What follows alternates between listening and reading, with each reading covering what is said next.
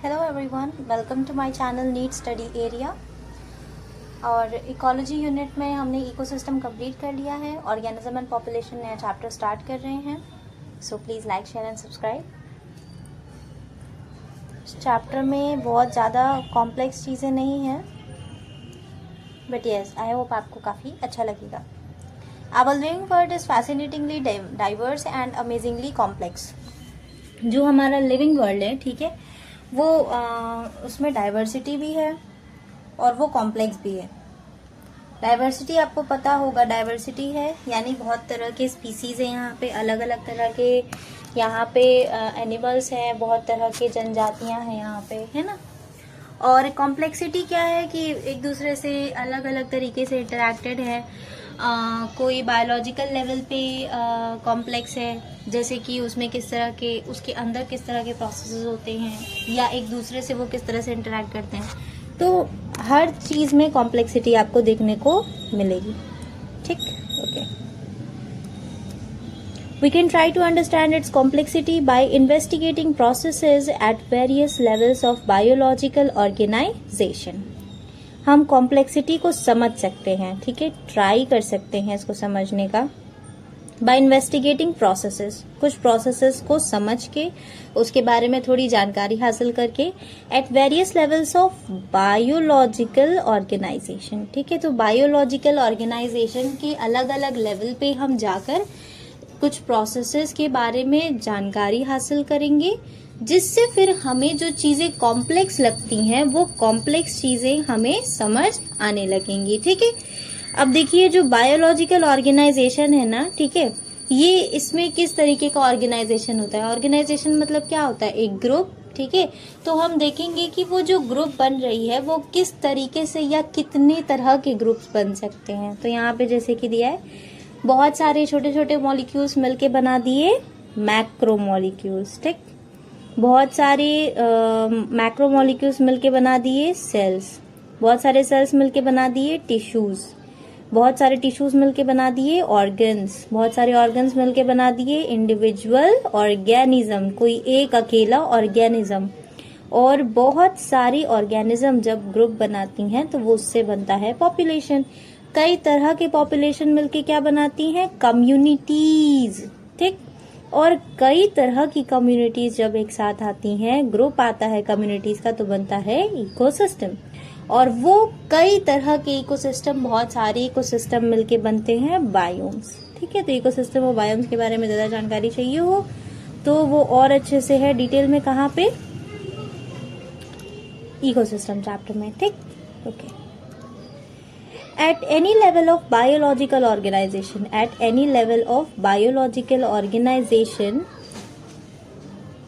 we can ask two types of question, ठीक है। हम दो तरह के क्वेश्चंस यहाँ पे पूछ सकते हैं। अब वो दो तरह के क्वेश्चंस में क्या है, पहले तो वो दो तरह के क्वेश्चंस जो पूछने हैं उसके लिए एक एग्जाम्पल ले रहा है। तो इस लाइन में कहा है कि किसी भी level of organisation, biological organisation, ठीक है, यानी लिविंग की जो ग्रुप बन रही है, ठीक है, उसके अलग अलग लेवल्स हैं, ठीक है। तो वो किसी भी लेवल पे आप चले जाइए, आप दो तरह के क्वेश्चन पूछ सकते हैं। चाहे आप मैक्रोमोलिकुलर लेवल पे चले जाइए, सेल के लेवल पे चले जाइए, या टिश्यू के लेवल पे चले जाइए, ठीक है। तो इनमें से किसी भी लेवल पे अगर आप जाते हैं तो आप यहाँ पे दो तरह के क्वेश्चंस पूछ सकते हैं, ठीक। For example, let's see. For example, when we hear the bulbul singing early in the morning in the garden, ठीक, जब हम सुबह सुबह बुलबुल को गाना गाते हुए सुनते हैं, ठीक है। अब आपको ले लिया है बुलबुल एक इंडिविजुअल है, ठीक है। आपके लिए एग्जाम्पल ले लिया कि हम इस लेवल को अभी ले रहे हैं, ठीक, बुलबुल को ले रहे हैं, एक बर्ड है जो कि गाना गा रही है गार्डन में, ठीक।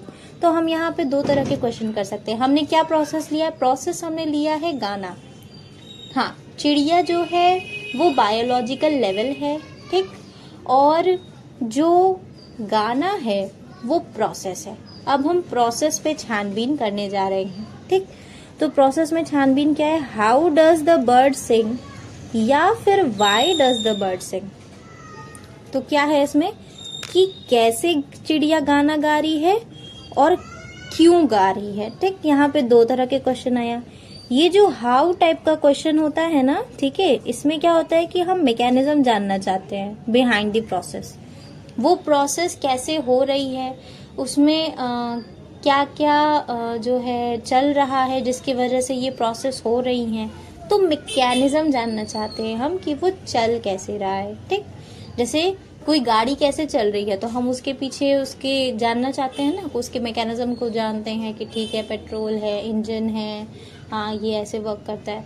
सिमिलरली हम ये जानना चाहते हैं कि ये अगर गाना गा रही है तो गा कैसे रही है, यानी उसके बॉडी में ऐसा क्या चीज है और वो किस तरह से काम कर रहा है जो वो गाना गा पा रही है। ठीक, दूसरा क्या है, दूसरा बोल रहा है कि ये जो वाई टाइप का क्वेश्चन होता है ना, उसमें हम जानना चाहते हैं कि इस प्रोसेस का सिग्निफिकेंस क्या है, यानी ये प्रोसेस अगर हो रही है तो इसकी क्या नीड है। ठीक है, इसके होने से क्या प्रॉफिट आ सकता है, उसके बारे में बात हो रही है। ठीक है, तो जो पहला क्वेश्चन हमने पूछा ना अपने एग्जाम्पल में, उसका आंसर हो सकता है in the terms of operation of voice box. ठीक है, तो for example the first question in are example for the first question in our example, the answer might be in terms of the operation of the voice box। ठीक है, जो bird का जो voice box है, ठीक है, वो जिस तरह से ऑपरेट हो रहा है, उस ऑपरेशन में, उस चलने के तरीके से हम उस चलने के तरीके में ही हमारा आंसर छुपा है कि ये कैसे गा रही है। ठीक, तो होता है कि वॉइस बॉक्स में जैसे काम चल रहा होगा, वॉइस बॉक्स जिस तरह से काम कर रही है उसी वजह से वो गाना गा रही है। ठीक, तो वो किस तरीके से ऑपरेट हो रहा है, ठीक है, वो किस तरीके से चल रहा है। फाइन, और क्या पूछा है, जो साथ में उसकी वाइब्रेटिंग बोन्स हैं। ठीक है, तो बर्ड में जो साथ में उसकी वाइब्रेटिंग बोन्स हैं उनको भी बात हो रही है। ठीक है, okay. Where is the second question, अब जो दूसरा क्वेश्चन उसने पूछा है, भाई जब वाइब्रेशन होती है तभी तो कोई साउंड प्रोड्यूस होता है ना, कुछ फ्रिक्वेंसीज निकलती हैं। ठीक है, तो वो ऑडिबल होती है तो सुनाई देती हैं, वो कुछ बेटर फ्रिक्वेंसीज होती हैं तो वो सॉन्ग में बदल जाती हैं। एनीवेज, ये सब फिजिक्स की बातें हैं। ठीक, whereas for the second question the answer may lie in the bird's need to communicate with its mate during breeding season। ठीक है, ब्रीडिंग सीजन में वो अपने मेट से, अपने पार्टनर से कम्युनिकेट करना चाहती है। ठीक है, उसे आवाज लगा रही है, उसे बुला रही है, क्योंकि ब्रीडिंग सीजन आ गया है, रिप्रोडक्टिव सीजन आ गया है। ठीक, अब वो गाना कैसे गा रही है ये तो उसके वॉइस बॉक्स में छिपा है रीजन। ठीक है, लेकिन वो क्यों गा रही है, क्योंकि ब्रीडिंग सीजन आ चुका है, इसलिए वो अपने मेट से, अपने पार्टनर से कम्युनिकेट करना चाहती है। ठीक है, यही रीजन है। ठीक, आगे बढ़ते हैं। तो when you observe nature around you with a scientific frame of mind, you will certainly come up with many interesting questions of both types. ठीक है, तो जब भी आप नेचर को, अपने आसपास की सराउंडिंग को ऑब्जर्व करते हैं साइंटिफिक फ्रेम ऑफ माइंड से, यानी आप हमेशा हर चीज के पीछे लॉजिक जानना चाहते हैं, कोई माइथोलॉजिकल रीजन नहीं, कोई कहानी नहीं। ठीक है, आपको सिर्फ लॉजिक जानना है कि वो काम कैसे कर रहा है। जब आप सिर्फ इस पे काम कर रहे होते हैं तो वो साइंटिफिक फ्रेम ऑफ माइंड होता है। तो जब भी आप अपने नेचर को, अपने सराउंडिंग को किसी साइंटिफिक फ्रेम ऑफ माइंड के साथ ऑब्जर्व कर रहे होते हो तो आप कई सारे इंटरेस्टिंग क्वेश्चंस के साथ आते हो, और उसमें ये दो तरह के क्वेश्चंस आते ही आते हैं। ठीक है, okay, come up with many interesting questions of both types. ठीक है, अब यहाँ पे और भी क्वेश्चंस आपको बताया गया है, जैसे why are blooming flowers generally white, क्यों ब्लूमिंग फ्लावर्स जो है वाइट होते हैं। How does the bee know which flower has nectar, why does cactus have so many thorns, how does the chick spurs recognise her own mother. ठीक है, and so on, यानी कि आपके पास अभी क्वेश्चंस खत्म नहीं होने वाले हैं, क्वेश्चंस चलते ही चले जाएंगे। ठीक है, ओके, नेक्स्ट।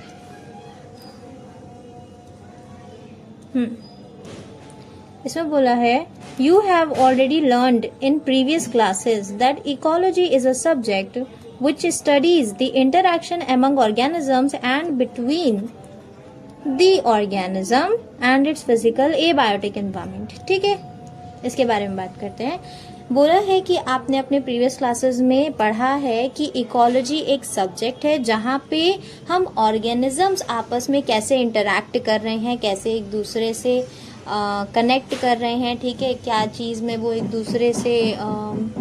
दूसरे की हेल्प लेते हैं या किस तरीके से इंटरैक्शन। आई थिंक आप लोगों को क्लियर होगा, इंटरैक्शन किसी भी टर्म में हो सकता है, ठीक है। तो जब भी दो ऑर्गेनिज्म आपस में इंटरैक्ट कर रहे होते हैं या एक ऑर्गेनिज्म और अपने अपने फिजिकल एनवायरनमेंट से, अपने एबायोटिक एनवायरनमेंट से जब इंटरैक्ट कर रहा होता है, ठीक है, तो ये जो दो इंटरैक्शंस है ना, ठीक है, एक क्या कि ऑर्गेनिजम्स अपने एमंग में इंटरैक्ट कर रही हैं और दूसरा कोई एक लिविंग नॉन लिविंग से इंटरैक्ट कर रहा है। तो ये जो दो इंटरैक्शंस है, जब हम इनके बारे में पढ़ाई करते हैं तो वो इकोलॉजी सब्जेक्ट में इंक्लूडेड हो जाता है, ठीक है। तो ये आपने अपने प्रीवियस क्लासेस में पढ़ रखा है, ऐसा इसका कहना है, ठीक। Ecology is basically concerned with 4 levels of biological organization, organisms, population, communities and biomes, ठीक है। In this chapter we explore ecology at organismic and population levels, ठीक। इसमें बोल रहा है कि इकोलॉजी जो है वो 4 लेवल ऑफ बायोलॉजिकल ऑर्गेनाइजेशन से बेसिकली कंसर्न्ड है। यानी इकोलॉजी को अगर आपको समझना है तो आपके ये 4 बायोलॉजिकल लेवल्स जो हैं वो तैयार होने चाहिए, वो बेसिक हैं, ठीक है, वो बेसिक है इस इकोलॉजी को पढ़ने के लिए, ठीक है। तो इकोलॉजी में कौन से हैं? Organisms, population, communities and biomes, ठीक। हाँ, organisms, population, communities and biomes, ठीक है।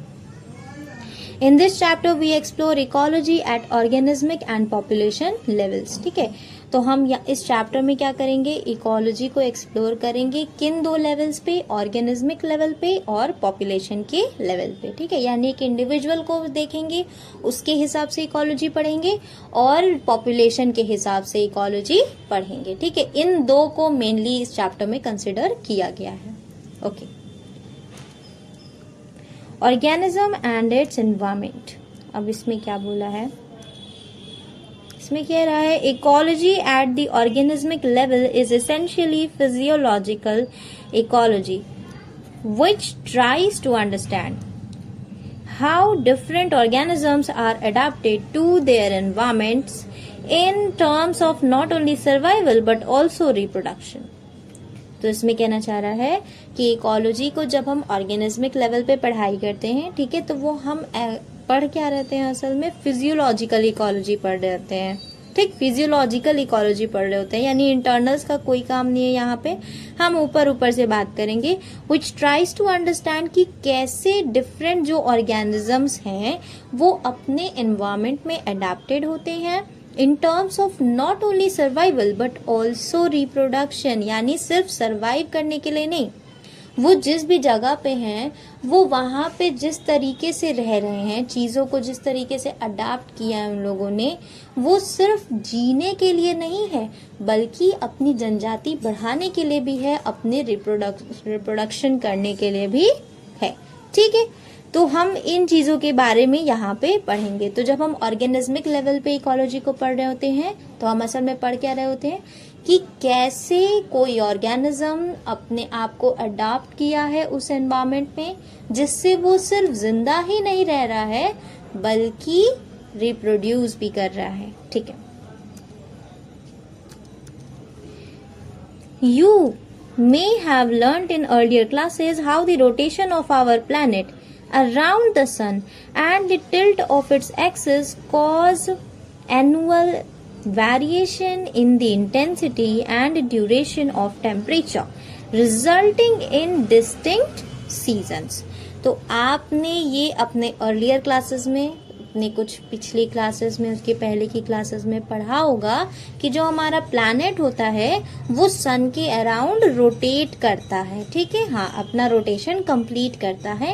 And the tilt of its axis, यानी कि हमारा अर्थ जो है उसका जो एक्सिस है वो अपने एक्सिस पे, इसकी एक्सिस स्ट्रेट नहीं है, उसकी एक्सिस थोड़ी सी तिरछी है, ठीक है। हाँ, कुछ एंगल पे है उसकी एक्सिस और वो तब अपने एक्सिस पे रिवॉल्व करता है, राइट। तो उसकी एक्सिस एक्चुअली में कुछ ऐसी है, जैसे ये स्ट्रेट एक्सिस है और ये देखा जाए तो ये हो गया टिल्ट, यानी कुछ एंगल पे तिरछा होता है। तो हमारी अर्थ जो है वो इस एक्सिस के रिवॉल्व करती है, ना कि ये। ठीक है, तो ये जो टिल्ट एक्सिस है ना, इसी एक्सिस पे वो रिवॉल्व करती है। आगे पढ़ते हैं। तो ये जो इसका टिल्ट एक्सिस है ना, इसकी वजह से क्या होती है कि इंटेंसिटी और ड्यूरेशन। अब लाइट में दो चीज आती हैं, जब भी वेव्स आ रही होती हैं सन से, तो दो चीजें आती हैं, लाइट एंड हीट। लाइट को इंटेंसिटी से मेजर करते हैं, ठीक है। तो जो इंटेंसिटी है लाइट की, यानी ज्यादा वेव्स आ रही हैं, कम वेव्स आ रही हैं, ठीक है। और साथ ही ड्यूरेशन ऑफ टेम्परेचर, यानी कि कितना देर तक सूरज का जो टेम्परेचर है वो अर्थ पे रह रहा है। तो इंटेंसिटी पहली चीज हो गई, और दूसरा क्या, टेम्परेचर। ये दो चीज की वजह से ही जो है एनुअल वेरिएशन कॉज होता है, मतलब अलग अलग सीजन्स जो हैं वो आती हैं, ठीक है। तो अलग अलग सीजन आ पाता है। तो होता क्या है कि क्योंकि वो अपने एक्सिस से थोड़ा सा तिरछा है, इसलिए यहाँ पे जो सूरज से आने वाली लाइट है उसकी इंटेंसिटी और टेम्परेचर दोनों में वेरिएशन आता है, ठीक है। एनुअली वेरिएशन आती है, पूरे साल ये चीज काफी डिफरेंट रहता है। जैसे गर्मी में बहुत ज्यादा इंटेंसिटी और टेम्परेचर होती है, ठंडी में बहुत कम इंटेंसिटी और टेम्परेचर रहता है। तो ये सब टिल्ट होने की वजह से ही ये सारे जो हैं चेंजेस हमको देखने को मिलती हैं। और क्योंकि इंटेंसिटी और टेम्परेचर, सनलाइट में ये इंटेंसिटी और टेम्परेचर चेंज होता है, इसीलिए ये सीजन्स जो है अलग अलग सीजन हमें मिलती हैं, ठीक। ओके, इसके बाद क्या बोला है, these variations together with annual variation in precipitation, remember precipitation includes both rain and snow, account for the formation of major biomes such as desert, rainforest and tundra। तो ये जो वेरिएशन हमने बात की ना कि अलग अलग सीजन आती है क्योंकि इंटेंसिटी और टेम्परेचर चेंज होता रहता है, ठीक है। तो ये जो वेरिएशंस है ना, ये जब प्रेसिपिटेशन के साथ वेरिएशन क्रिएट, यानी इनका वेरिएशन जब प्रेसिपिटेशन के साथ आता है। प्रेसिपिटेशन क्या है कि बारिश का होना या स्नोफॉल होना, ठीक है। तो इनके साथ जब ये इंटेंसिटी और टेम्परेचर चेंज हो रहा होता है, तब अलग अलग तरह के मेजर बायोम्स बनते हैं, बड़े बड़े बायोम्स बनते हैं, जैसे कि desert, rain forest and tundra, ठीक है। ये सब सारी चीजें बनती हैं, ठीक। तो क्या बात हुई है, सबसे पहले तो क्योंकि अर्थ अपने एक्सिस से टिल्ट है, इसलिए यहाँ पे इंटेंसिटी और टेम्परेचर का वेरिएशन आता है। वो इंटेंसिटी और टेम्परेचर अब जब वेरिएट कर रही है तो उससे अलग अलग सीजन रिजल्ट होती है। और ये जो वेरिएशन है ना टेम्परेचर में, इंटेंसिटी में, ये जब प्रेसिपिटेशन के साथ वेरिएशन शो करती है, यानी प्रेसिपिटेशन यानी कहीं स्नो ज्यादा गिर रहा है, कहीं बारिश ज्यादा हो रही है, कहीं कम बारिश हो रही है, कहीं ज्यादा स्नोफॉल हो रहा है, ठीक है। तो ये वेरिएशन है, ठीक है। और ये वेरिएशन, जब ये सारे वेरिएशन आपस में मिलते हैं तो बड़े बड़े बायोम्स बनते हैं। यानी कहीं पे टेम्परेचर ज्यादा होगा, रेनफॉल ज्यादा होगी, तो कहीं पे इंटेंसिटी कम हो जाएगा, स्नोफॉल कम हो जाएगी या नेग्लिजिबल हो जाएगी।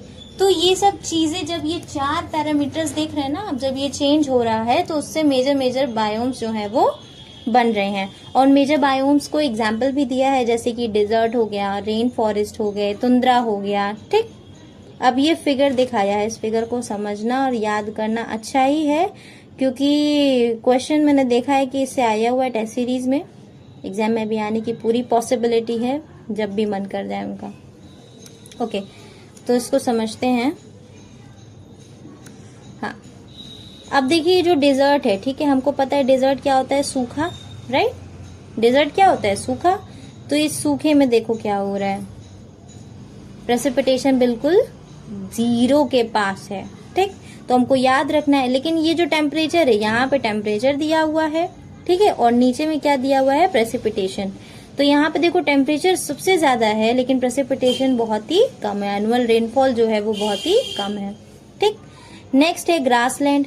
ग्रासलैंड में भी टेम्परेचर जो है वो कुछ हद तक डेजर्ट जितना ही वेरिएट करता है, ठीक है, लगभग उसी के जितना होता है, देखो। लेकिन यहाँ पे प्रेसिपिटेशन डेजर्ट से थोड़ा ज्यादा होता है, ठीक। ओके, नेक्स्ट क्या है, नेक्स्ट देखो तुम ट्रॉपिकल फॉरेस्ट। ट्रॉपिकल फॉरेस्ट में याद रखना, देखो हमें यहाँ 3 तरह के फॉरेस्ट के बारे में बताया गया है। 3 तरह के फॉरेस्ट हैं। जो पहला फॉरेस्ट है ना ट्रॉपिकल फॉरेस्ट, वो ट्रॉपिकल फॉरेस्ट में देखो जो तुम्हारा टेम्परेचर है वो सबसे ज्यादा है और उसमें एनुअल प्रेसिपिटेशन भी सबसे ज्यादा है। ठीक, यानी बहुत ज्यादा वेरिएशन दिख रहा है। ठीक, नेक्स्ट देखो जो तुम्हारा टेम्परेट फॉरेस्ट है, ठीक है, उसमें जो टेम्परेचर वेरिएशन है वो ट्रॉपिकल से थोड़ा ज्यादा वेरिएशन ज्यादा है, लेकिन जो लगभग टेम्परेचर, जो मैक्सिमम टेम्परेचर अगर आप ट्रॉपिकल रेन फॉरेस्ट का देखो, ट्रॉपिकल फॉरेस्ट का जितना मैक्सिमम टेम्परेचर है कुछ उतना ही टेम्परेट फॉरेस्ट का भी जा रहा है, लेकिन यहाँ पे वेरिएशन टेम्परेचर का ज्यादा है और प्रेसिपिटेट तो बहुत ही कम है। ठीक, यहाँ पे प्रेसिपिटेट बहुत ही कम है। कोनीफेरस फॉरेस्ट के पास देखा जाए तो कोनीफेरस फॉरेस्ट जो है वो एकदम गजब ढा रहा है। देखो यहाँ पे जो टेम्परेचर वेरिएशन है, बाप रे बाप, बहुत ही कम टेम्परेचर है, बहुत ही कम टेम्परेचर।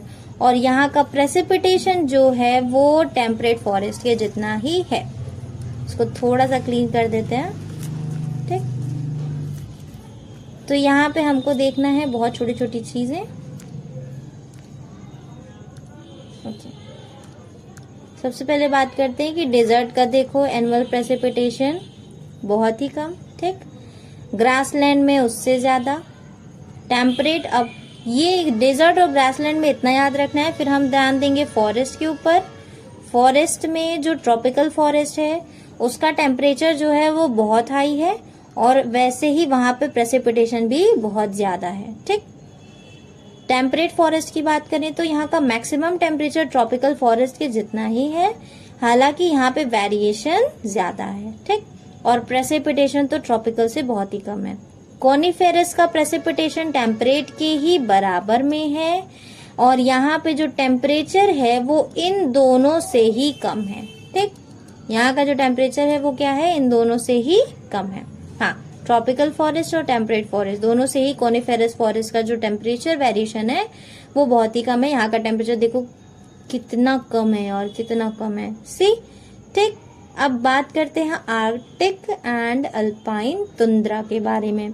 यहाँ पे अगर हम चेक करें तो यहाँ का टेम्परेचर तो कोनीफेरस से भी कम है, कोनीफेरस फॉरेस्ट से भी कम है और प्रेसिपिटेशन भी कोनीफेरस फॉरेस्ट से कम है। ठीक, तो ये कुछ सीक्वेंस है, अगर आपको ध्यान रह जाए तो बहुत बढ़िया है, ताकि अगर क्वेश्चन पूछ भी ले तो आप इजीली बता पाए कि ऑर्डर क्या लगेगा। तो फिर से एक बार बहुत आराम से फिर से देख लेते हैं, ये दिमाग में बिल्कुल घुस जाना चाहिए। बोला क्या है, डेजर्ट का टेम्परेचर आप देख सकते हैं, डेजर्ट में बहुत हाई टेम्परेचर रहता है। ठीक, ग्रासलैंड का फिर भी थोड़ा सा मैक्सिमम टेम्परेचर डेजर्ट से ज्यादा दिखा रहा है और वेरिएशन भी उसी हिसाब से ज्यादा दिखा रहा है। ठीक, प्रेसिपिटेशन डेजर्ट में बहुत ही कम है, ग्रासलैंड में प्रेसिपिटेशन बहुत मतलब डेजर्ट से ज्यादा है। ट्रॉपिकल फॉरेस्ट में सबसे ज्यादा प्रेसिपिटेशन है, फिर टेम्परेट फॉरेस्ट है, टेम्परेट और कोनीफेरस में बराबर प्रेसिपिटेशन है। आर्कटिक एंड अल्पाइन तुंद्रा में जो प्रेसिपिटेशन है वो कोनीफेरस और टेम्परेट दोनों से ही कम है। मतलब अगर 4th नंबर पे देखा जाए तो आर्कटिक एंड अल्पाइन तुंद्रा आएंगे। अगर आपको प्रेसिपिटेशन के मान लीजिए बोल देता है कि बताइए, तो सबसे पहले आएगा ट्रॉपिकल, ठीक, सबसे ज्यादा, उसके बाद आएगा टेम्परेट, ठीक, उसके बाद आएगा कोनीफेरस, ठीक, उसके बाद आएगा आर्कटिक, ठीक, उसके बाद आएगा ग्रासलैंड, ठीक, और उसके लास्ट में आएगा डेजर्ट। तो ये किसके लिए था, ये था प्रेसिपिटेशन के लिए। अगर आपसे पूछ लेता है कि क्या ऑर्डर बनना चाहिए, ठीक है, इन बायोम्स में क्या प्रेसिपिटेशन का ऑर्डर बनना चाहिए, सो हियर वी आर, ये कुछ ऑर्डर बनना चाहिए प्रेसिपिटेशन का। क्या, सबसे पहले ट्रॉपिकल, फिर टेम्परेट, कोनीफेरस, ठीक है, कोनीफेरस में थोड़ा सा ज्यादा है, ओके, कोनीफेरस में थोड़ा ज्यादा है, ओके, सॉरी, ये थोड़ा सा गड़बड़ हो गया। कोनी आएगा, कोनी आगे आ जाएगा, कोनी, ठीक है, तो कोनी आएगा नहीं आएगा और टेम्परेट पीछे हो जाएगा। और फिर सबसे जो उसके बाद जो है वो आर्कटिक है, फिर ग्रासलैंड है एंड डेजर्ट है। ओके, ये आई होप याद हो गया होगा, अब तक तो याद ही हो गया होगा।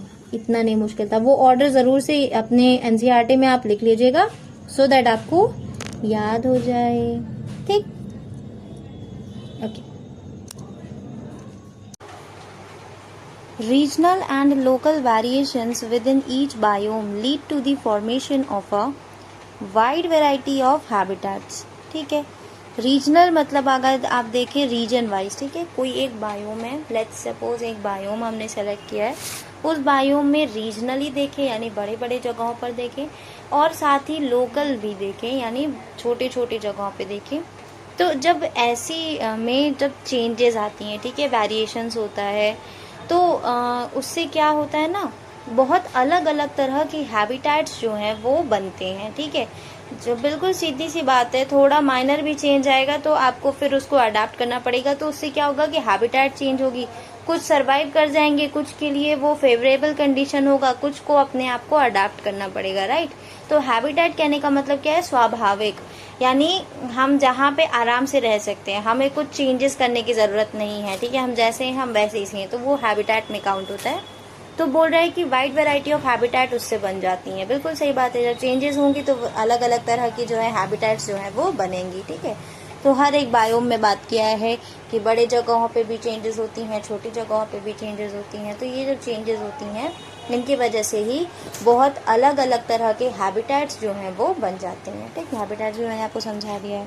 Okay, major biomes of India are shown in figure 13.2। अभी 13.2 नेक्स्ट पेज पर है, ये फिगर आपको दिखाया जाएगा। बहुत अलग अलग तरह के मेजर बायोम्स यानी जो बड़े बड़े बायोम्स है, जो मेनली बायोम्स है अपने इंडिया में, वो आपको दिखाए जाएंगे। On planet earth life exist not just in a few favourable habitats but even in extreme and harsh habitats. ठीक है, कह रहा है कि प्लैनेट अर्थ पे लाइफ जो है वो सिर्फ फेवरेबल हैबिटेट्स में ही नहीं पाई जाती हैं। ठीक है, यानी कि जहाँ पे बढ़िया टेम्परेचर हो, अच्छा खासा लिविंग कंडीशन हो, ठीक है, हर कोई अपने आप को थोड़े बहुत अडाप्टेशन के साथ सरवाइव कर जाए। ठीक है, तो ऐसा नहीं है। ठीक है, हर जगह फेवरेबल कंडीशन नहीं है। ठीक है, लेकिन हार्श और एक्सट्रीम कंडीशंस में भी लाइफ जो है वो आपको देखने को मिलेगी। ठीक, अब आपको बताया है कि कौन से एक्सट्रीम एंड हार्श कंडीशंस हैं, हैबिटेट्स हैं, मतलब उनके बारे में नाम लिया हुआ है उनका। जैसे कि स्कॉचिंग राजस्थान हो गया, scorching Rajasthan desert, rain soaked Meghalaya forest हो गए, डीप ओशियन ट्रेंचेस हो गए, torrential streams, permafrost snow laden polar regions, high mountain tops, thermal springs, stinking compost pits. ठीक है, तो ये सारे क्या है, बहुत ही हार्श और एक्सट्रीम कंडीशंस के जगह हैं ये। तो यहाँ पे भी लेकिन लाइफ फिर भी पॉसिबल है, यहाँ पे फिर भी बहुत सारे लिविंग सरवाइव करते हैं, पाए जाते हैं। ठीक है, तो ये कुछ नाम है हार्श एंड एक्सट्रीम कंडीशंस के। अगर आप इनको थोड़ा सा ध्यान से पढ़ लेंगे तो उससे क्या होगा कि आपके दिमाग में ये नाम बैठ जाएगा, और कभी अगर चॉइस फिलिंग में आती भी है, मतलब चूज करके नहीं मार्क करना रहता है, तो आप इजीली कर पाएंगे। ठीक, हमारा जो इंटेस्टाइन है, even our intestine is a unique habitat for 100 of species of microbes. जो हमारा इंटेस्टाइन है वो भी एक बहुत ही यूनिक हैबिटेट है। ठीक है, जो बहुत सारे माइक्रोब्स के लिए एक अच्छा खासी जगह होती है रहने के लिए। ठीक है, तो इंटेस्टाइन में भी बहुत तरह के माइक्रोब्स पाए जाते हैं जो एक्चुअली में उनको आराम से जीने के लिए, खाने के लिए, उनकी लाइफ की अच्छी खासी पॉसिबिलिटी के लिए, सर्वाइवल के लिए, हर चीज़ के लिए कैपेबल है। ठीक है, तो वो यूनिक हैबिटेट में हमारा इंटेस्टाइन काउंट होता है। फाइन, अभी ये कुछ मेजर बायोम्स है, लेट्स सी। जैसे कि ये एक हो गया, ये ठीक है, वैसे ही ये तो बोला है कि जो ऊपर वाला आप देख रहे थे वो ट्रॉपिकल रेन फॉरेस्ट और डेसिडुअस फॉरेस्ट था, राइट। हाँ, tropical rain forest, deciduous forest, फिर डेजर्ट एंड सी कोस्ट। अब डेजर्ट एंड सी कोस्ट जो है वो तो समझ आ रहा है, राइट, लेकिन जो ये इन दोनों में कैसे कोई डिफरेंस क्रिएट करेगा। ठीक है, तो इतना मत सीरियस होइए, इस हिसाब से क्वेश्चन नहीं पूछेगा। अगर पूछता भी है तो इन दोनों पे तो नहीं पूछेगा। ये क्या नाम है इनका, ट्रॉपिकल रेन फॉरेस्ट पे और डेसिडुअस फॉरेस्ट पे, उन दोनों के पिक्चर्स देकर नहीं पूछना चाहिए, क्योंकि ऑफ कोर्स कोई बहुत ज़्यादा डिफरेंस तो है नहीं, बस एक को आकाश में करके दिखाया, एक को लैंड में दिखाया, तो उससे कुछ डिफरेंस नहीं दिखाई दे रही है। ठीक है, आगे, what are the key elements? What are the key elements that lead to so much variation in the physical and chemical conditions of different habitats? बोल रहा है कि वो कौन से मेन एलिमेंट्स हैं, ठीक है, जिससे इतना सारा वेरिएशन हमको देखने को मिलता है physical and chemical condition of different habitats. अलग अलग हैबिटेट्स के फिजिकल और केमिकल कंडीशंस में जो ये इतना ज़्यादा वेरिएशन, इतना ज़्यादा अलगाव, ठीक है, हमको देखने को मिलता है, वो उनके लिए कौन से मेनली एलिमेंट्स रेस्पॉन्सिबल हैं उनके बारे में जानना चाह रहा है। ठीक है, तो फिजिकल एंड केमिकल कंडीशंस में यही समझिए, फिजिकली मतलब जो भी सॉलिड मटेरियल है, जो भी आप आराम से अपने आसपास पा रहे हैं, ठीक है, उनमें ही कोई चेंजेस हो गया है कि ये पौधा ना पाके दूसरा पौधा मिल रहा है, इस तरह की सॉइल ना पाके दूसरी तरह की सॉइल मिल रही है, ठीक है, ऐसे माइक्रोब्स ना होके डिफरेंट टाइप ऑफ माइक्रोब्स हैं, ठीक है, मतलब यही सब चीज़ें, तो ये फिजिकल चेंजेस हुए। केमिकल चेंजेस में क्या है कि एयर में कौन सा गैस सबसे ज़्यादा यहाँ पे पाया जा रहा है, वाटर किस तरह की, वाटर की कॉम्पोजिशन में किस तरह के मेटल्स सबसे ज़्यादा हैं या किस तरह के केमिकल सबसे ज़्यादा पाए जा रहे हैं, सॉइल में जो पीएच है वो किस तरह से रेंज कर रहा है। तो पीएच भी ऑफकोर्स, पीएच रेंज करने का मतलब है कि हाँ, एसिडिक और बेसिक पीएच, और एसिडिक बेसिक पीएच का मतलब क्या होता है कि वहाँ पे केमिकल्स का कुछ ना कुछ डिफरेंस है, ठीक, तभी तो पीएच चेंज हो रहा है। तो ये कुछ चेंजेस है। अब कौन से की एलिमेंट्स है उसके लिए, उसके बारे में बात करते हैं।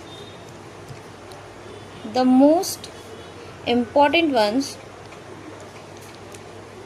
Are temperature, water, light and soil. ठीक है, जो मोस्ट इम्पॉर्टेंट की एलिमेंट्स है, मेन एलिमेंट्स है, वो है वाटर, लाइट एंड सॉइल। इनके चेंज होने के साथ ही फिजिकल और केमिकल कंडीशंस भी अलग अलग हैबिटेट की चेंज हो जाती हैं। We must remember that the physico-chemical abiotic components alone do not characterize the habitats of an organism completely.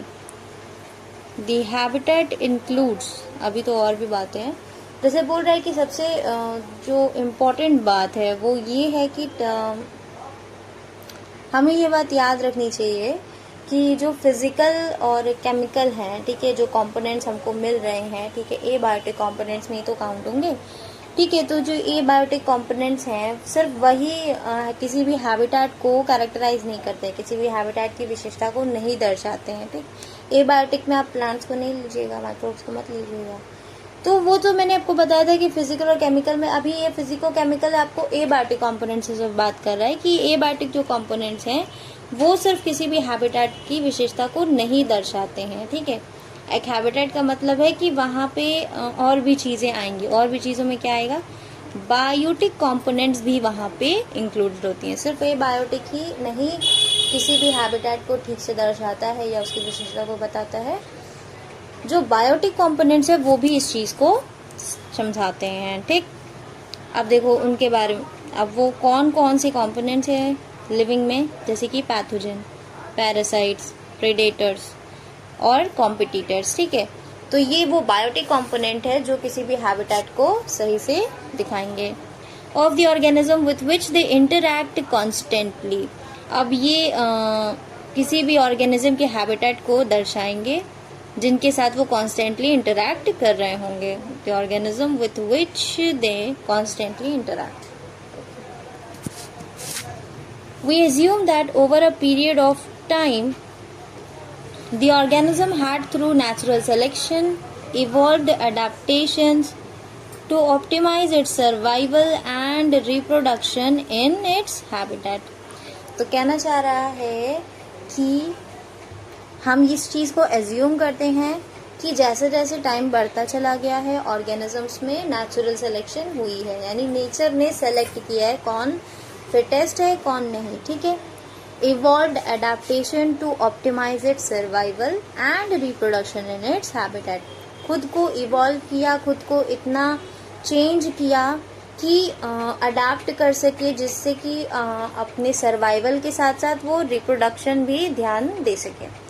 तो evolve adaptation to optimise its survival, अपने सर्वाइवल को बहुत अच्छे से कर पाए, ठीक है, बहुत आसानी से सर्वाइव कर पाए, साथ ही उस हैबिटेट में रिप्रोड्यूस भी कर पाए, ठीक, इसके बारे में बात हुआ था।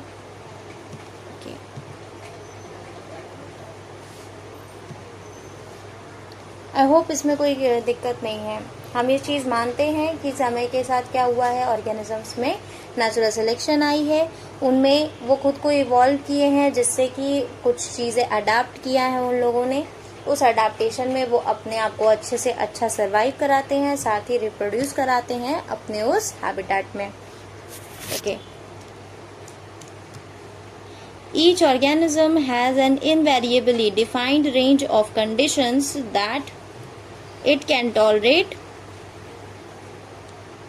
Diversity in the resources it utilizes and a distinct functional role in the ecological system, all these together comprise its niche. ये थोड़ा सा इम्पोर्टेंट है, इसको समझ लेते हैं कि हर ऑर्गेनिज्म के पास कुछ डिफाइंड रेंज ऑफ कंडीशंस होती हैं, ठीक है, जो वो चेंज लगभग नहीं कर सकता है। तो ऑलमोस्ट हर एक ऑर्गेनिज्म का अपना अपना जो है उसका ऑलमोस्ट एक ही जैसा रहता है कि वो इतने ही कंडीशंस को सरवाइव कर सकता है, इतने ही कंडीशंस को झेल सकता है, ठीक है। तो वही बोल रहा है defined range of condition that it can tolerate, यही कुछ रेंज ऑफ कंडीशंस हैं जिनको वो टॉलरेट कर सकता है। उसके बाद बोल रहा है diversity in the resources it utilises, साथ ही कुछ ऐसी रिसोर्सेज हैं, ठीक है, ऐसी अलग अलग तरह की रिसोर्सेज हैं जो वो यूटिलाइज कर सकता है, ठीक। And a distinct functional role in the ecological system, जो इकोलॉजिकल सिस्टम है, जो इकोलॉजी है, जो इकोसिस्टम है, ठीक है, वहाँ पे उसका अपना कुछ फंक्शनल रोल है जो वो परफॉर्म कर रहा होगा, कुछ ना कुछ उसका ऐसा काम होगा जिसकी हमें ज़रूरत होगी उस इकोसिस्टम में, वो ही परफॉर्म कर रहा होगा, ठीक है, तो वो उसका फंक्शनल रोल कहलाएगा।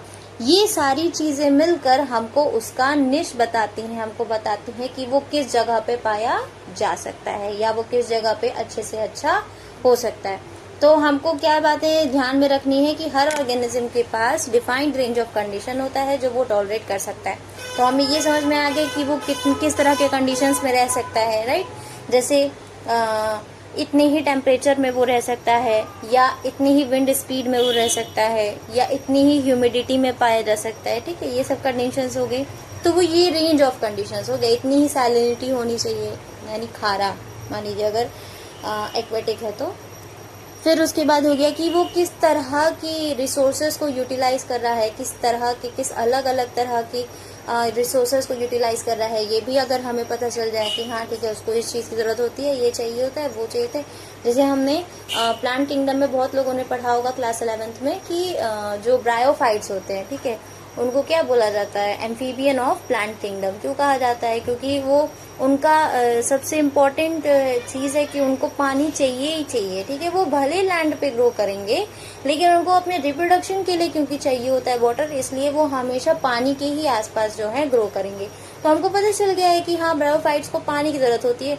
तो अगर कहीं भी हम देखेंगे कि थोड़े से जगह पे पानी रुका हुआ है तो हम ये कहेंगे कि हाँ अब ये जो थोड़ी सी जगह पे पानी रुका है इसी के इर्द गिर्द बायोफाइट्स पाए जा सकते हैं। बात समझ आ रही है मेरी। तो diversity in the resources that utilises, किस तरह की रिसोर्सेज को वो यूटिलाइज करते हैं, कितने अलग अलग तरह की रिसोर्सेज को यूटिलाइज करते हैं।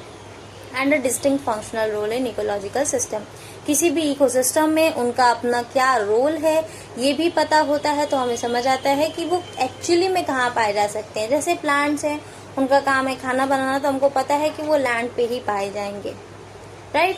अब किस तरह का पेड़ है ये भी आपको देखना पड़ेगा।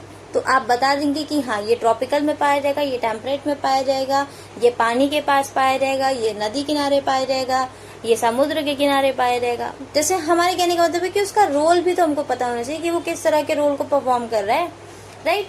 जैसे बहुत ज्यादा ऑक्सीजन देने वाले जो प्लांट्स होते हैं उनको घर में नहीं लगाया जाता क्योंकि वो हैवीली फिर उस तरह से CO2 भी जो है रात में रिलीज कर रहे होते हैं, तो उनके नीचे हम नहीं रह सकते।